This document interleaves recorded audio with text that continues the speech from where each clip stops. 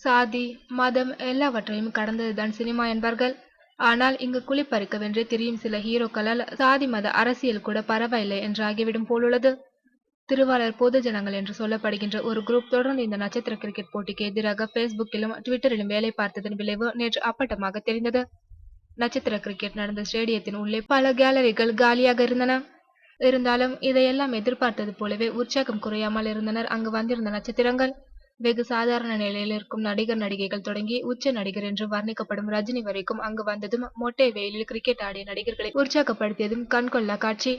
ரஜினி, கமல், சூர்யா, கார்த்தி, விக்ரம், தனுஷ், ஆர்யா, ஜீவா, சிவகார்த்திகேயன், விஜய் சேதுபதி உள்ளிட்ட top list ஹீரோக்களும் தவறாமல் வந்துவிட்டனர்.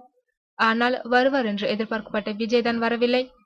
எப்பவோ ரிட்டையர் ஆகிவிட்ட நடிகைகள் லதா, விஜயகுமாரி, ஜோதிலட்சுமி, ஜெயமாலினி, மும்தாஜ் கூட அங்கு வந்திருந்தது ஆச்சரியம். அது மட்டுமின்றி அண்டை மாநில ஹீரோக்கள் பாலகிருஷ்ணா, சிவராஜ்குமார், நாகார்ஜுனா, வெங்கடேஷ், ராணா, மம்முட்டி இவர்களும் கூட வருகை தந்திருந்தனர்.